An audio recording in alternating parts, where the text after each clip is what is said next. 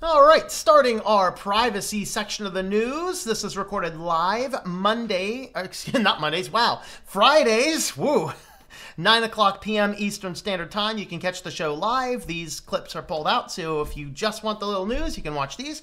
And today we are sponsored by NordVPN. It's an affiliate link, not a sponsorship, just an FYI. But NordVPN is outside of the Five Eyes, so they have servers all over the world. You can connect up to 6 devices. They have updated their pricing system so that wherever you are at, based on your IP address, they will give you the pricing based on that. So if you're European Union somewhere, you will see the prices show up in euros now rather than US dollars. But you can actually use my affiliate link, which is tlm.li/Nord. You can get 3 years of it for $107. Month to month is $12, and 1 year is $6.99 per month billed annually. So definitely check out NordVPN if you are in need of a VPN for some extra security and privacy. So let's go ahead and jump in on the news. Usually I end with this story, not start, but oh well, I didn't get my articles organized right. All right, so Volvo will use in-car cameras to combat drunk and distracted driving. Now, this is part of a plan that they have in place to start making these safer autopilot-like cars. And we're going to see how amazingly safe the autopilot is in the business section of the news. Just an FYI. It'll be fun. But one of the approaches that they want to do is they want to have a camera looking at you. Now, of course, their PR guy said, oh, this isn't actually taking pictures of you. It's just kind of taking pictures of you. You can tell a PR person's lying if their lips are moving. But basically, if the car senses that you're distracted or you're drunk, it's going to pull over for you. How exciting. You're going down the ways, you're sitting there rolling up the windows because you're driving through the bad part of town, and the car does a great job pulling over for you so that the guys in the bad hood there can take the hubcaps off your car. Woo! Thank you, Volvo.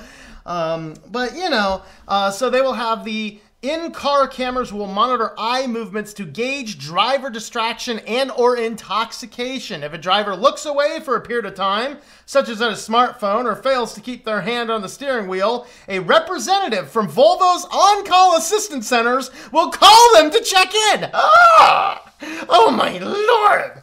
All right, so you're driving down the road in your car, and Volvo with a camera senses you're not distracted, so they tell Volvo, and then all of a sudden, someone from Volvo is going to call you. Do we have no privacy in this country anymore?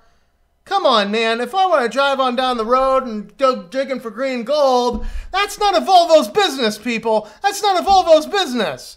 All right, I get they're trying to make the roads a little bit safe, but can you do it in a less invasive way? A camera looking at me does not make me comfortable. I don't want to buy your vehicle. Volvo is off the table for me at this point in time forward. No. It's like, I'm going to put some tape over the camera in my car. Then they're going to be like, oh, take the tape off your car. Oh my, it's not safe. Dude, I'm perfectly capable of driving my vehicle. Lordy. So this is part of their Vision 2020 goal, so that no one is seriously injured in a Volvo vehicle by 2020. Oh, great. The cat's about to knock the... All right, good. So the cat was about to knock over the poster board I have sitting over there. That would be exciting. All right. Comes to safety, our aim is to avoid accidents altogether rather than limited the impact when the accident is imminent or unavoidable.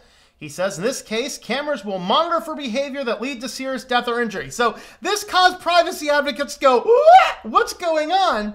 And so, of course, their PR guy came back in. Okay, so here is the statement from the PR person. You know, this is the guy. You can tell they're lying because their lips are moving. In this case, they're lying because their keyboard's doing this, right? With the cameras, Volvo aims to collect data only in the ambition to make its car safer, and only data that is required for the systems. The cameras will not record video, and no data will be gathered without user consent. The exact technical setup is yet to be determined. Well, it sounds like the part from above, they're actually watching you This part here, oh, no, we're going to minimize all of that. And it's only with consent. Is this consent? You've bought the car. You have to agree to these terms and conditions, because that's the way our current culture goes. We need to see laws saying, I can buy the product without agreeing to your terms and conditions. That's what we need to see. What do you guys think? Is Volvo lost their ever-loving mind, or is this a great idea? Let me know in the comments down below.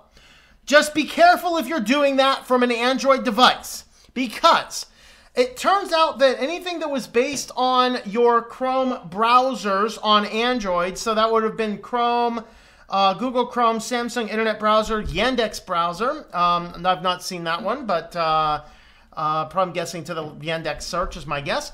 So there was basically a vulnerability starting on version 4.4 and later, that people were actually able to grab a lot of information about you.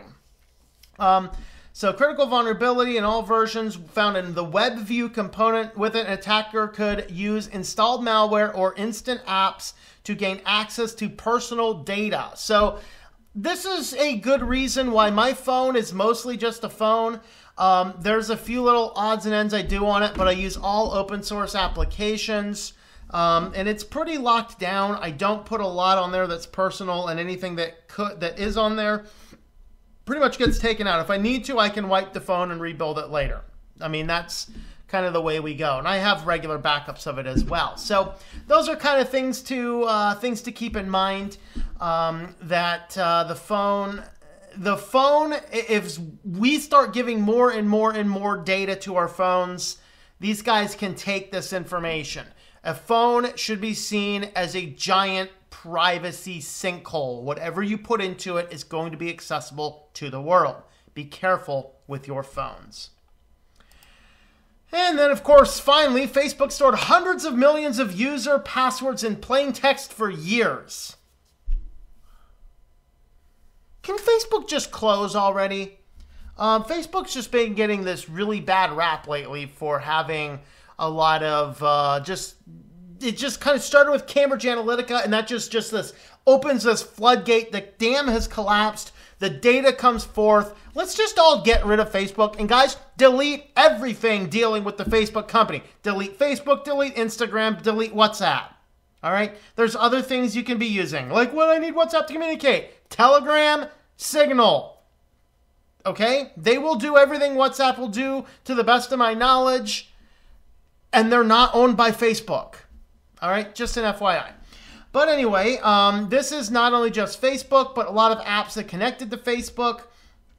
200 million and 600 million Facebook users may have had their account password stored in plain text and searchable by more than 20,000 Facebook employees. This is just a giant snafu. I don't know, guys. Facebook just needs to go away at this point. They're grabbing everything that they can. They're not really treating the data as well as they should. They're boasting how much data that they have because it makes things more profitable. You are the product. Delete everything you have related to the Facebook company. So, as short as it is, that was our privacy news brief for the week.